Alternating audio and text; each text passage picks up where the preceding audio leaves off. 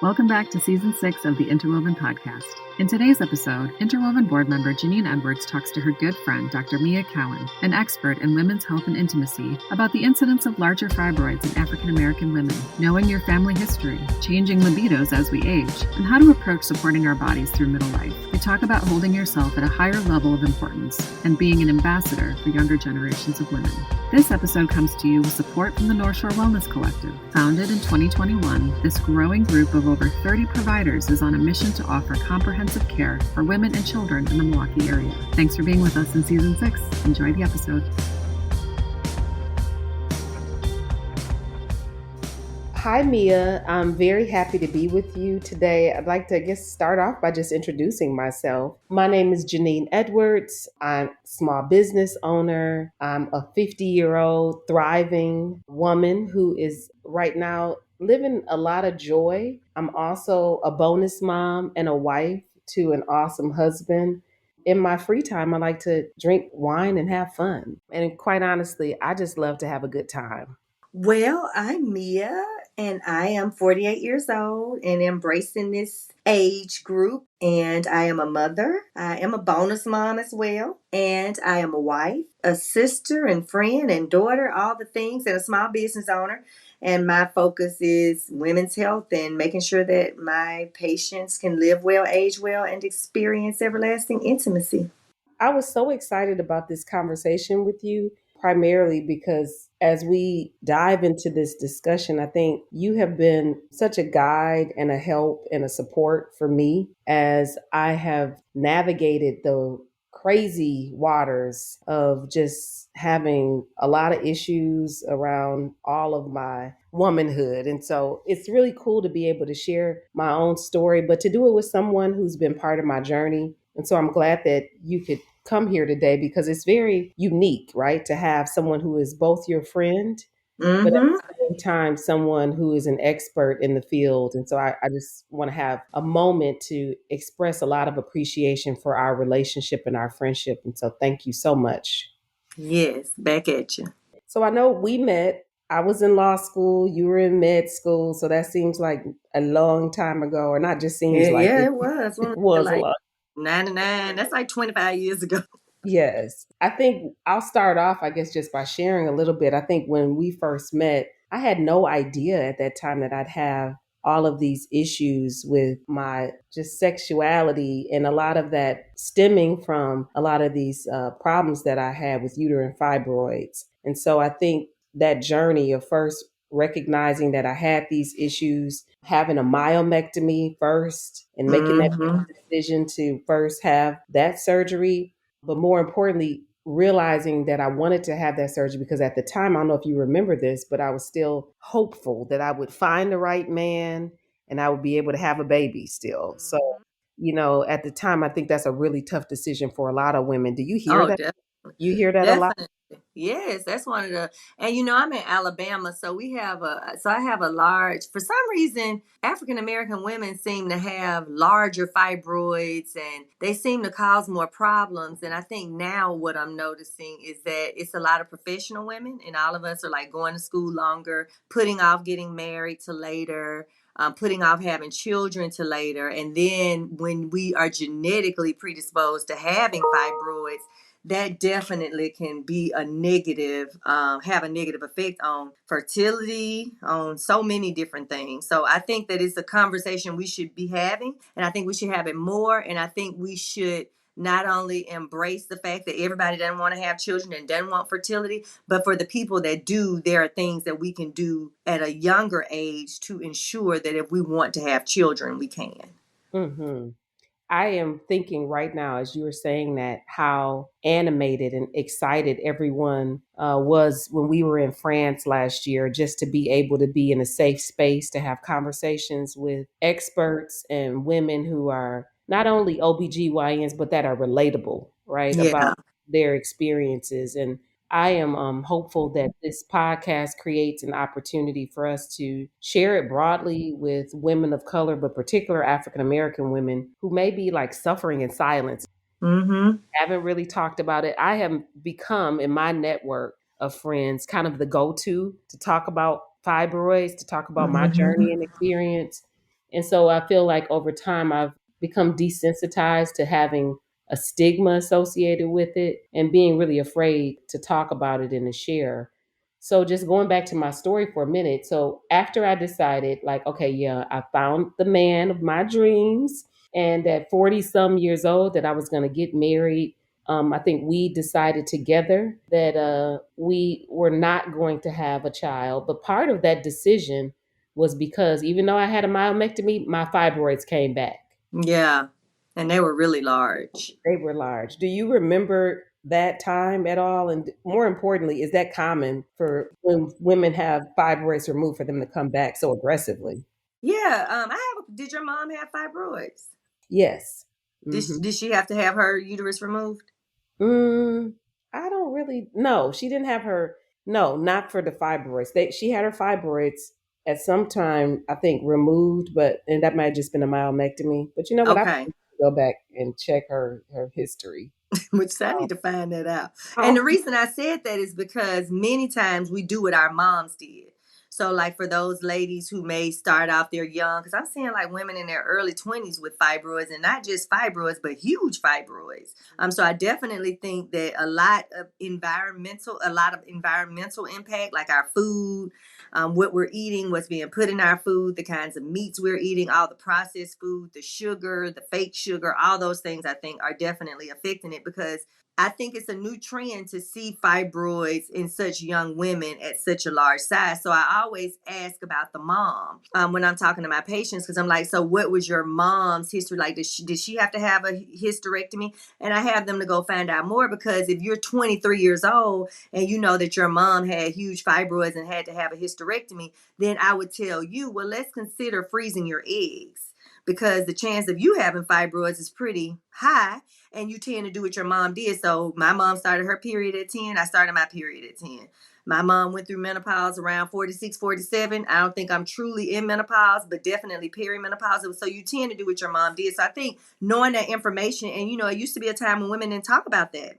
They didn't talk about sexual function. They didn't talk about fibroids. That was a really personal conversation, and it wasn't something that you had with a lot of people. So I'm glad that we're more open and we're talking to our parents so that we kind of know what to expect and we can plan for the worst. And to me, the worst case scenario is wanting to have children and not being able to. But the best case scenario is knowing your history and preparing yourself and your body to have children even at a later age, and keeping those options open.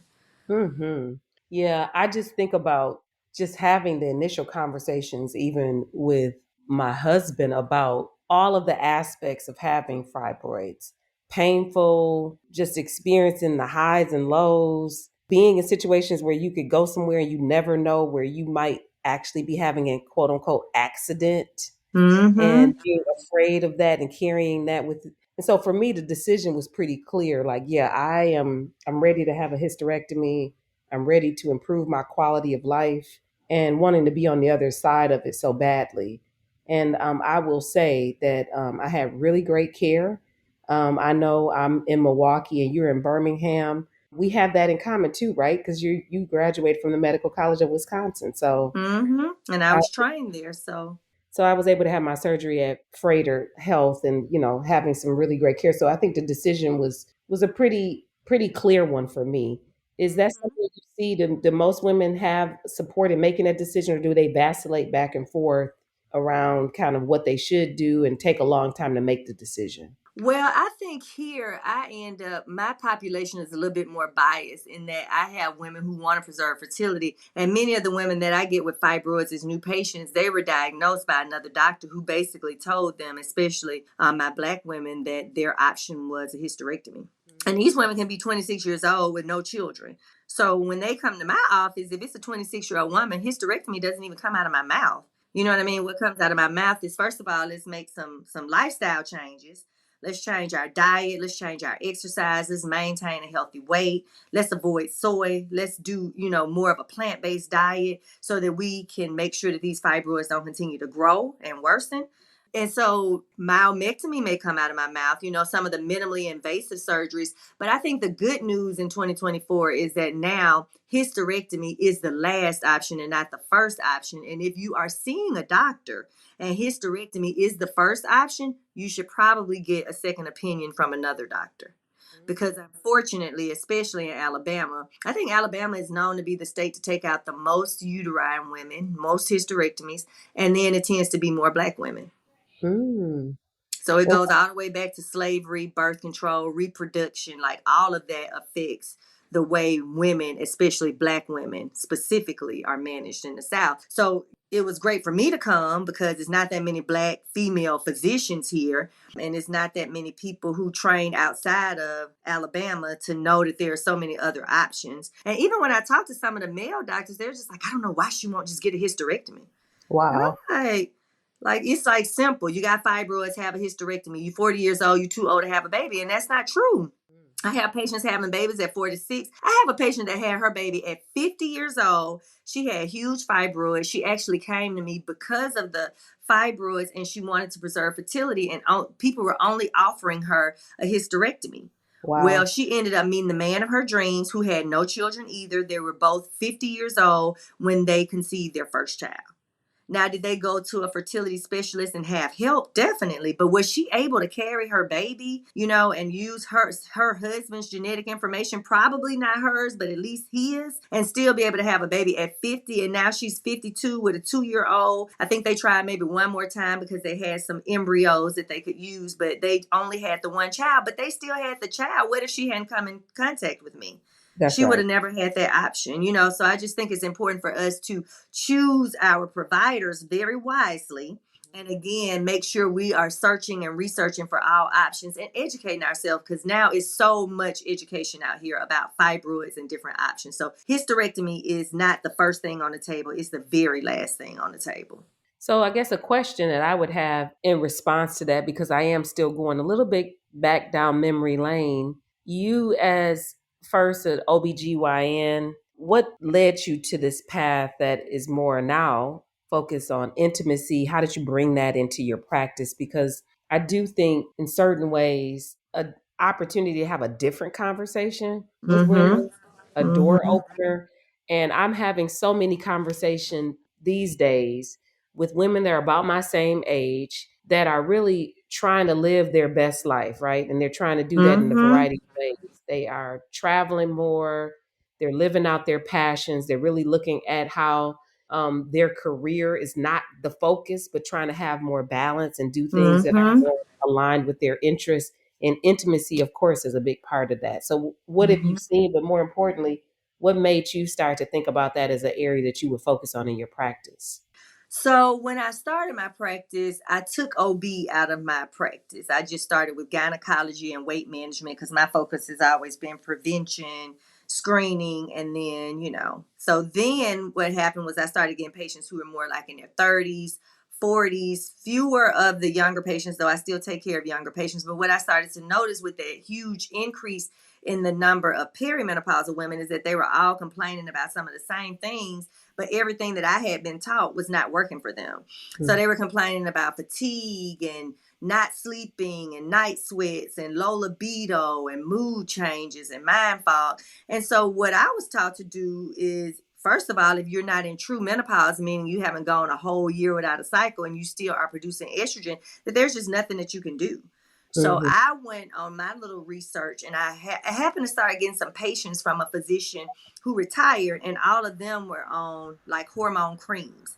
And I just saw the difference in his patients compared to my patients who had never done hormones. The difference in his patients was that they were younger, they were more vibrant, they were still having great sexual function, they had great sexual relationships with their husbands. They didn't have osteoporosis. They didn't have all these other diseases. So it really made me start researching, like, what is it with these hormones? And these were hormones different from what I was trained with. I was trained with like Premarin made from horse urine, pharmaceutical, FDA approved. But what he was doing was plant-based bioidentical hormones, and he was doing the bioidentical hormone creams. And his practice was that at 40 or 45, you started on your testosterone cream. As soon as you hit menopause, you started on estrogen and testosterone. And it was just a huge difference in those patients. So I started doing the creams, and I realized that they were much better than all the other things that I had been taught, but they still weren't really fixing the problem for every single woman. So then I was at a conference and I met this older gentleman who was a retired gynecologist, and he was asking about hormones, and I was all proud. I'm like, yes, I do hormones. Yes, I do plant-based hormones, thinking I'm ahead of the curve. And he was like, well, do you do pellets? And I was like, no. He was like, well, you're doing your patients a disservice. You need to go research pellets and figure out how you can do them to help your patients. So that's what even introduced me to the pellet option. And so I did some more research, found a company, got my first pellet at training, and realized the difference in treating perimenopause with testosterone, which is the main problem when you're talking about perimenopause.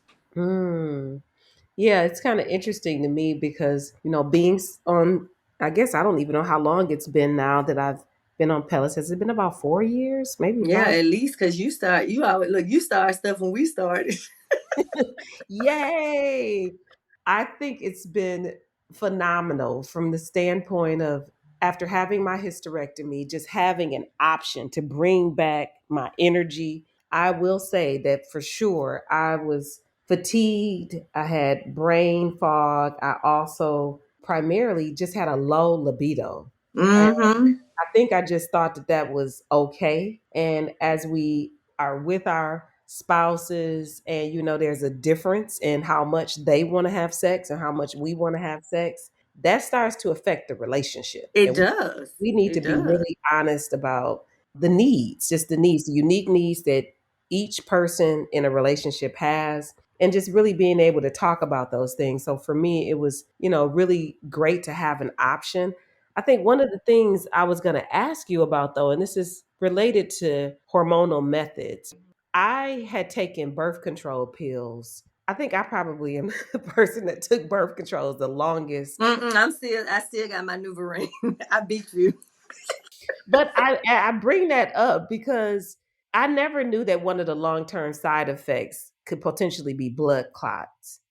And I mention that because I do have a friend who has been very vocal. She's written a book about it, Vivian King. She's right here in Milwaukee, and she would be happy to share her story, that experienced blood clots. And they do believe it was because it was from the long-term use of birth control pills. So is that something that you warn against, or something that you've seen? Because when I just think about hormonal impacts and long-term side effects, I think it's something that we should be lifting up and talking about, so people have some knowledge about that. Yes, and when you're talking about blood clots and hormones, you're talking about estrogen. That's a specific hormone. So in most birth control, like birth control pills, the birth control ring, the birth control patch, those are combination with estrogen and progesterone. And when you're talking about birth control with estrogen and progesterone, or hormone replacement therapy, women who have a history of a blood clot, who have a strong family history of blood clots, women who've had breast cancer, or Mm. women who have a genetic mutation and they're more prone to breast cancer, those are the women that we don't give estrogen to. And women who have a history of a stroke or heart disease, they should not get combination birth control. But the good news is that they can Mm. do progesterone only birth control. So unless they had breast cancer, if you've had breast cancer, you can't do estrogen or progesterone at all, but you can do testosterone, and we'll talk about that later. But you can do progesterone only birth control now, and one of my favorite options is the IUD. And the reason I like the IUD is because it's long-term birth control. You don't have to remember to do anything. It works really well for abnormal bleeding and fibroids. It works really well for those women who've had heavy cycles and they don't really want to have a cycle every month. So we do have some options now where you can avoid the estrogen and the risk associated with blood clots by doing the progesterone only, like the Depo shot, which I don't recommend for anybody concerned about weight. We have the Nexplanon, which goes in the arm. That's 3 years. And then we have those different IUDs with different, and we do have a non-hormonal option too, the copper IUD, for those women who just want to completely avoid hormones, or who've had breast cancer and they still don't want to get pregnant. Oh, wow. Yeah, so Mhm. it's like the plethora of options sounds like a really big theme here, because we are all created so unique and so Yes. different. And it feels like sometimes as women, we are like put in these boxes where it's like, yeah, this works for everyone. And I do think that as we in 2024 are starting to be exposed through the all of the information that's available at our fingertips, Mm-hmm. Shout out to this wonderful initiative and podcast that is bringing light and information to Yes. women. I just think that it's more available. And so I'm really grateful for that. But I do think that sometimes we need to be, I don't know, maybe we need to be more like evangelists and ambassadors to open the door because of all of that historical baggage that we talked about Mm-hmm. before. Like Mm-hmm. most women just haven't had these conversations. They just That's haven't. right. And you know, honestly, Genyne, I started having more of the perimenopausal conversation when it was affecting me because at first, before I had the symptoms, when my patients would say that they were tired, I didn't really comprehend what they meant. They Mm. meant that they were fatigued and exhausted and they woke up tired and they went to bed tired and they needed a nap during the day. I had never experienced that. So I couldn't really have as much empathy because I didn't even understand the extent of the fatigue.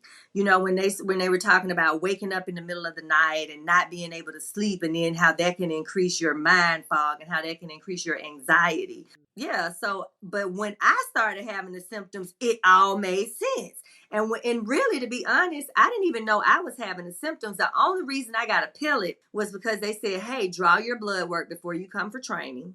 And then if your levels are low, we can give you a pellet and it'll give you a better understanding of what you're giving your patients. So when I went, because I was on birth control and 38, my testosterone was like 10. So I got my first pellet. But I didn't even realize that I felt bad until I felt normal again. Like I think I slept for the first time, like after 3 or 4 weeks with the pellet, I slept through the night and I woke up like in a panic, thinking that I had overslept, because I hadn't slept in probably 2 years through the night without waking up and just being able to fall asleep. So I think that some of the symptoms with perimenopause, they come on so gradually and they're Mm. so infrequent at first that then one day you just kind of look up and you realize that you are a mess. You're not sleeping. You're not having sex with your partner. You're tired all the time. You're miserable. You irritable. You anxious. You're more depressed. You can't remember anything. You can't focus. You can't get stuff done. And then you having night sweats and hot flashes. So it's like all those things, but they come on so gradually. And people just take it like that's just the normal way to live. And it's not. We have normalized symptoms associated with perimenopause and menopause as just normal aging, and it's not the case. It can be fixed and you can like age well and live well. Age well, live well, Yes. and have everlasting intimacy. I said it backwards. Live well so you can age well, and then you can have that everlasting intimacy. Which, women who have intimacy live about 5 years longer than women who don't. So intimacy is important. And I always focus on not just if you have a partner, intimacy. Intimacy alone is just as important. If you're having orgasms, then you are releasing these endorphins that you don't really get anywhere else. And they are very, very healthy. They make you a happier person and a healthier person. So whether you have a partner or not, you can still have great orgasms and great intimacy, which will prolong your life and the quality of your life. 5 years? Wow, that's a lot. Yeah, that's a long time. And you know how many women just stop having sex because they turn 60? Like, No, I'm I like, don't. I'm like, I can't even imagine that. no, like not having, and they're just like, well, it's just normal. Like, I'm like, so when's the last time you had, sex with your husband? And these are like married women, and they're like, oh, maybe like 3 or 4 months ago. I'm like, for real? Like, you okay with that? But because their hormones are off and nobody's giving them any other options, they are okay with it. But I don't think their relationship is always okay with it either. That's right. And that's the real talk. Well, one thing that I think is really cool about your practice is how you and your husband, Joe, have been partnering to really do this work together. I Mm-hmm. think it is important because I don't think you have those models and examples of men stepping into their role in the relationship and their contribution to this. Mm-hmm. And so for you all to model the way as a couple, it's just really cool to see. So how did you all come to that? Did you have to drag him kicking and screaming, or how did you bring him into it? So what happened was I went to my training, and when I did my training, I was trained for men and women for the Hmm. pellets. So I did my training for the pellets. I started treating women, and then I ended up treating their husbands, because what happened was when I fixed the wives, then all the problems associated with the husband were exposed. So then they realized that their libido wasn't as high as they thought it was. They may have realized that their function wasn't as good as it used to be. So they would start getting pellets. So initially when I started doing male pellets, Joseph didn't need them. I checked his hormones and he was like at 700 and something. He was fine. And then I started noticing that he was getting irritable and he wasn't really like initiating as much, or his libido had kind of declined. So we rechecked it, and at that time he was about 46, and then it was down to like 300. So that's when he got his first pellet. So I think that the men came into it because they had the same problem. We go through menopause, they go through andropause.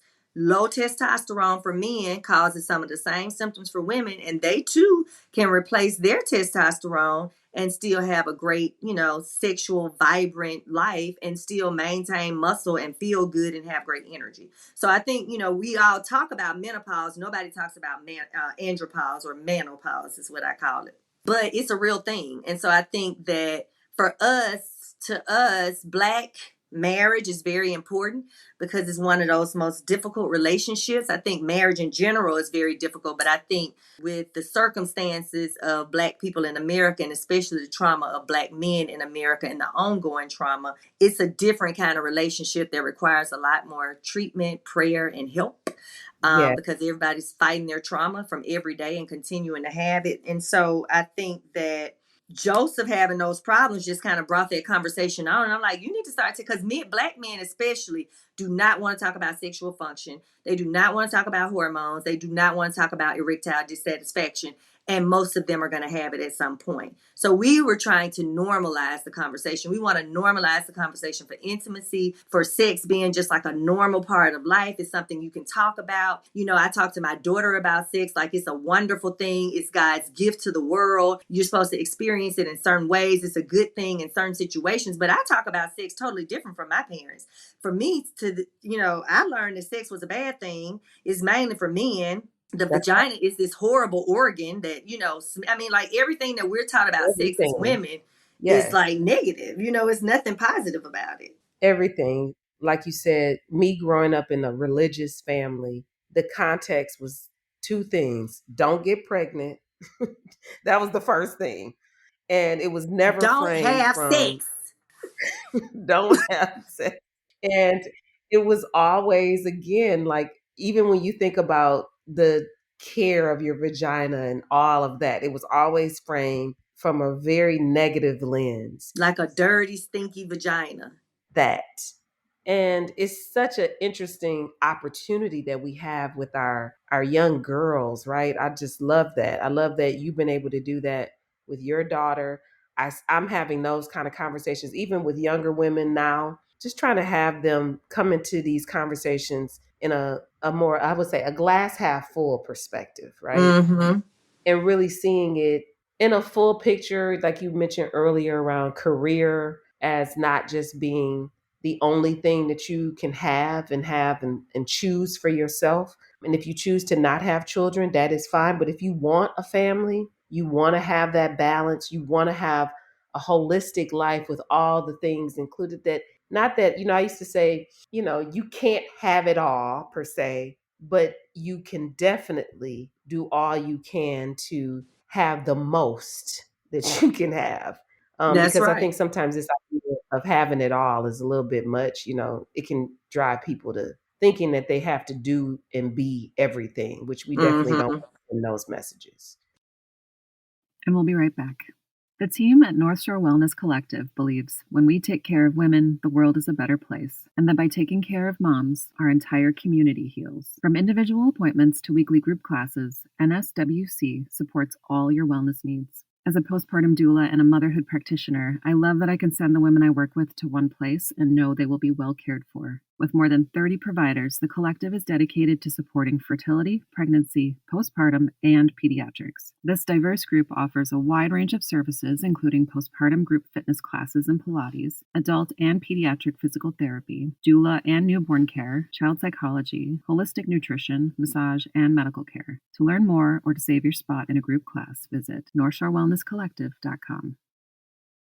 Now, one thing that I think I wanted to talk about in our conversation is this idea of aging gracefully, because I'm starting to, at 50, have different conversations about the next 10 to 15 years. Some of those are grounded in just the finances and the preparation. Some of it is about taking care of my aging parents and realizing that there are some things that they maybe could have done at my age. And I'm now, like, of course, with course correcting. But I do think that aging gracefully for me is definitely having friends, having family, and being in a space where I can choose how much I work. And I'm really, as an entrepreneur, really working really hard to ensure that my business also has passive income and that it has the balance to be able to have some joy. Have a little Right. bit for me, goodness gracious. And not just work all the time and work for the next thing or the next level, because as entrepreneurs it's really easy to get caught up, like you don't even stop and think about your accomplishments, you just on to the next one. So I Ooh, think that that's very important, that we're now focused on more of a work-life balance, whether you're an entrepreneur or whether you work for somebody, just having that balance to travel and take time out to just exercise, like just taking time out to get your nails done. Like I get my nails done every 2 weeks. I have a standing appointment, and it's not even so much about my nails as it is that I know I'm doing something for me. I'm gonna go in there and relax the whole time, you know what I mean? But just a lot of the things that our parents didn't do, because all they were doing was working and making sure we ate and had everything that we needed, but they never took any time for themselves. And then they grow up and they're like 75, and then they realize that they didn't do half of the things that they wanted to do, which, like you said, has taught us a lot about how we live our lives and plan our lives now.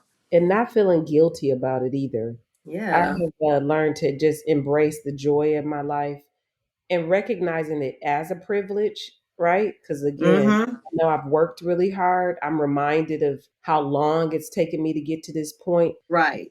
Being here and also being present enough to be able to truly enjoy it and not feel guilty about the things that I have in my life, the balance, the being able to take time and to go on my girls' trips.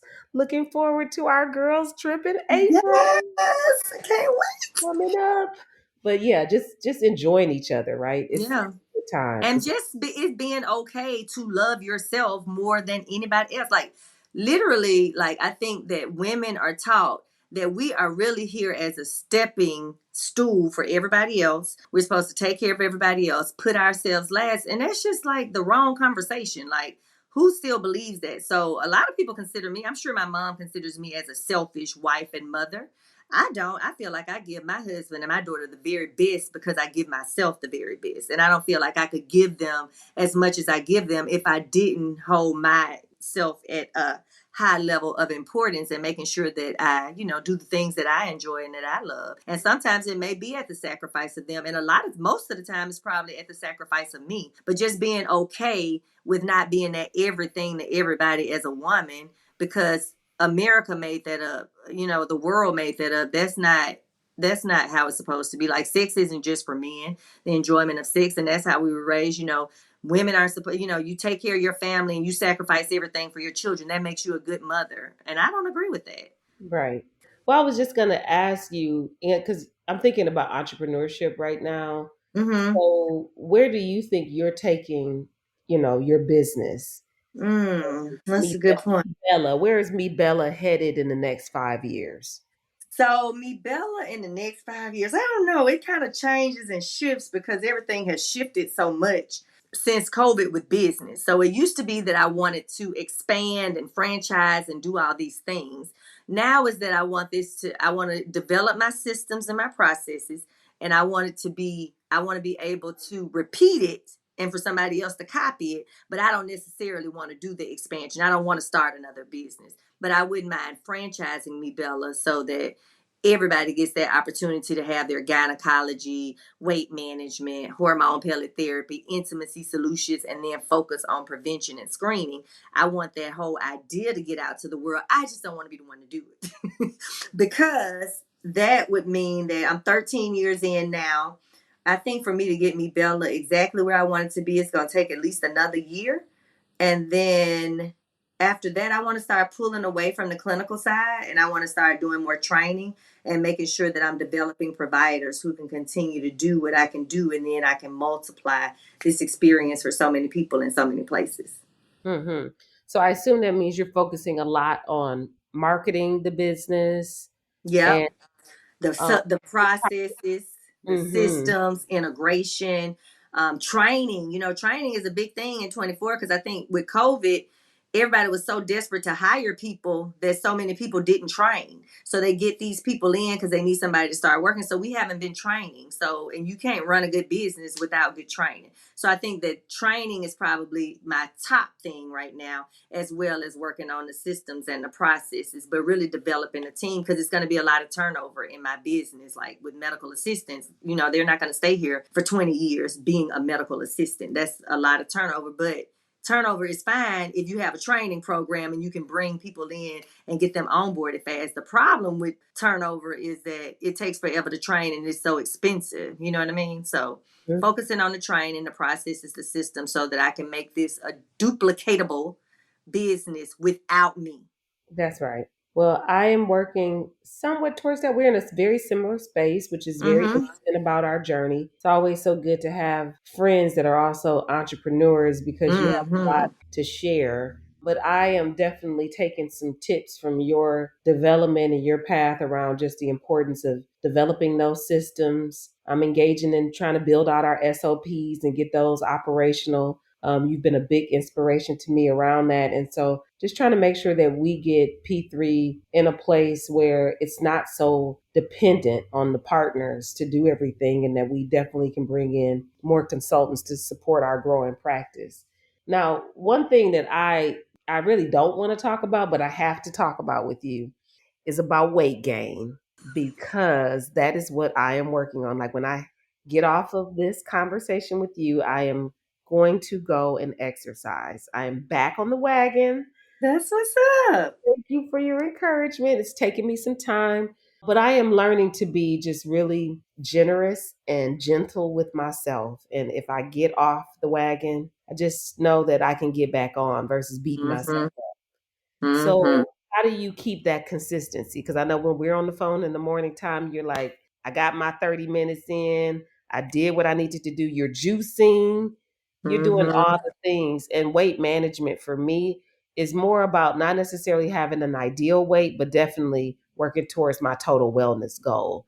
And I'm Right. trying to make sure that I can stay the size that I want to, which is a real indication of what my well-being is like. Yep, So I agree. how are And, you and I'm on that integrating? same roller coaster too. My weight goes up and down. I'm on my 10 pounds up right now. You know what I mean? I'm not at my perfect place, but life happens, and emotional eating is real.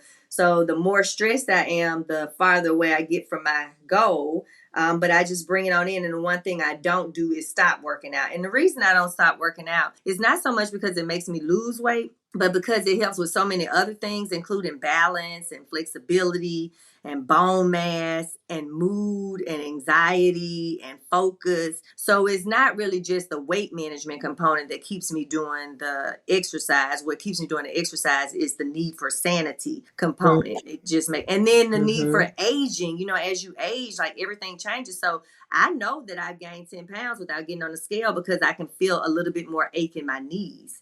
So now my motivation isn't just vanity like it used to be. It used to be I just want to look good.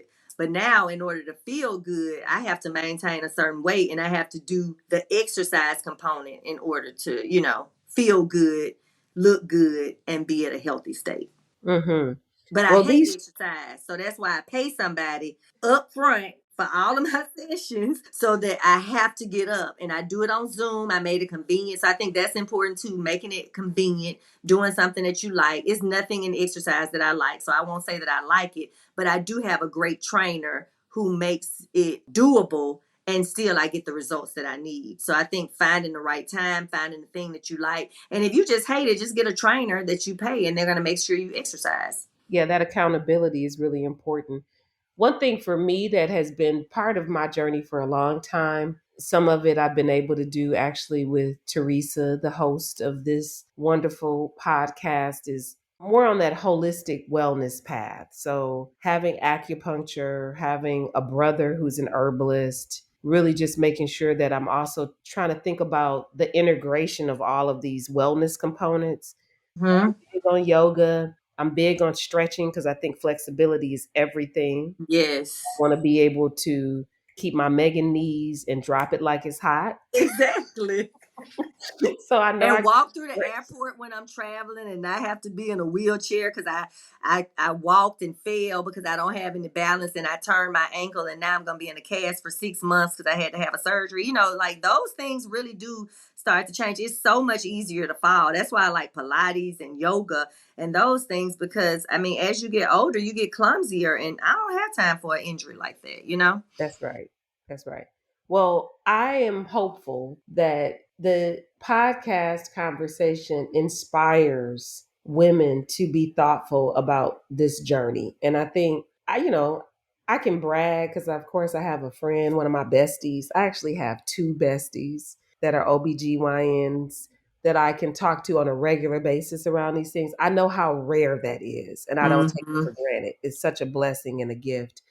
But I do think that it is about us, like we said, normalizing these conversations, having them more frequently, and finding our community of people. Mm-hmm. So, do you feel like in Birmingham you have a community of women that you're connected to and that you feel like, are part of this? I would say it's really a charge. It's a charge Mm-hmm. to get out here and change the perspective on what womanhood means in 2024. Well, I won't say it's just Birmingham. I would say it's a mirror. Like my Hmm. friends that I do wellness with and that I do entrepreneurship with may not necessarily be in Birmingham Hmm. because most of my friends in Birmingham aren't entrepreneurs. But I do have one entrepreneur friend that I do wellness here with, but I think it kind of spans across the United States because unfortunately it's not a priority for a lot of people. Hmm. And yeah, you have to really find that community where it is a priority. Some of my friends it's just not a priority. Yeah. And you can't really drag people into this, right? Mm-mm. Mm-mm. You can't make people be healthy. It's not even fun. You just go find the people that are healthy that you'll be able to do stuff with. And I'm lucky enough to have like two fabulous friends that I can travel with that get their pellets, do their exercise, no matter how happy or upset we are about our weight, we still maintain a pretty close to healthy weight. So when we travel, nobody's limping, we not having, you know what I mean? So all of those things. So I'm very fortunate to have friends that really understand the importance of living a life of total wellness. And I'm excited that I get to have this platform to explain it to so many other women so it'll change the way that they, maneuver through this journey of life with peri and pre and post menopause and the aging phase of life. Like we're finding ways to do that definitely more gracefully. Well, I am happy that we got to have this conversation. I am so happy that you are my support in what we would frame as, the journey of middle life, no matter what age you are, Yes. as you are moving through life effortlessly, freely, and having the support that I Mm-hmm. right in my life. I am so grateful to have those tips, to have the conversations, and I just want to share it broadly with a bunch of other people. I'm also taking it really serious that for me, that 30 age is a real critical age. It is, I think, a place where, for me at least, I started to have some of the really big questions about what was happening with my body and some Mm-hmm. of the challenges. And I don't think at the time I knew that I had resources. I don't think I had the confidence to know Right. that I could have a voice around it to take care of myself. And so I'm happy that I found my own path, but I am really excited to just have more young people engaged in this conversation, young women talking about their health, talking about, we didn't go down the path to talk about breast health, but even to talk about things like breast health. I think it's Mm-hmm. really, really critical. And so I'm trying to commit to doing that. I'm doing that by like forcing myself to hang out with women in their spaces, not inviting them to mine, but hanging out with them. Sometimes I'm about to pass out because I'm Exhausted. Need to tired. go to bed. Not one more mimosa. I'm tired. But I am going, I'm showing up, and I am trying to be the best ambassador that I can be. Yeah. So Mia, at this stage in your life, what makes you feel totally and fully alive? I guess balance. Mm, So balance with my daughter, balance with my husband, balance with myself. So I guess, I mean, I can't really say one thing. I guess I would have to say just in general, balance. So I feel like when I'm doing everything as well as I can in a balanced fashion, that's when I feel totally alive and not overwhelmed, but in a really good space. Mm-hmm. Do you want to ask me? Yeah. When was the last time you felt totally alive and what was that experience like? I think I am at a point now in my life where it is exactly what we just did, which is having a stimulating conversation.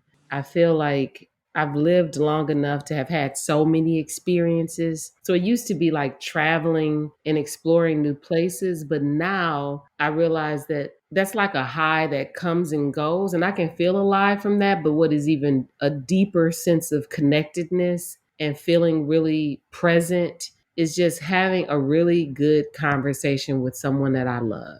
Mm-hmm. So I love to have that with Antonio. It is rare. We are like usually passing each other or tired or maybe having off the heels of an argument. But when we are in our sweet spot and we Mm-hmm. are talking about something that we are both passionate about, yeah, I can feel the aliveness. I love that. I loved having those kind of conversations with friends and small groups and really being able to see like the growth and development in the relationships with the people who I Mm-hmm. love the most and seeing them for who they really are in that Mm-hmm. moment. So that's my Mm. answer for sure. That's great. That's good. That's much better than mine.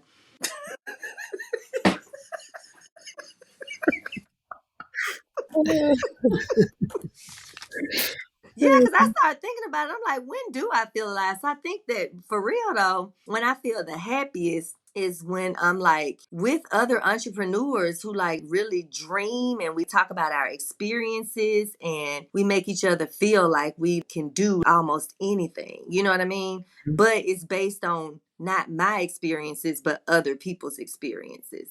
So I Mm-hmm. guess it is relationships, you know? Mm-hmm.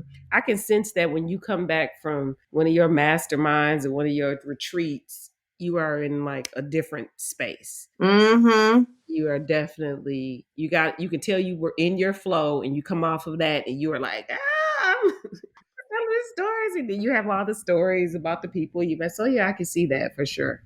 Thank you for being part of my life and my journey. Me, I love you so much. I love you too, Genyne. Thank you for being a part of mine. Because you Yay. keep me healthy and well. Because, you know, you were the first one who told me just because I was married, I couldn't walk around fat. And you said those words. So I think we all keep each other in order. So y'all motivate me in ways you don't even know. Well, cheers to not getting married and walking around fat. Cheers to that. Exactly. Total wellness. That's what we're going for. But thank you, Genyne. This was an awesome conversation. And I'm glad we had a chance to have it. And I'm glad you're one of my besties. Yay. Bye. Toodles. Toodles.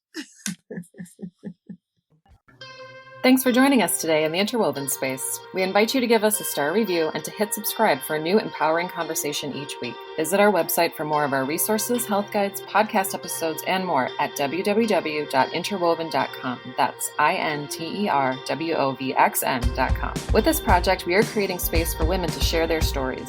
It is not meant to diagnose or treat a medical condition.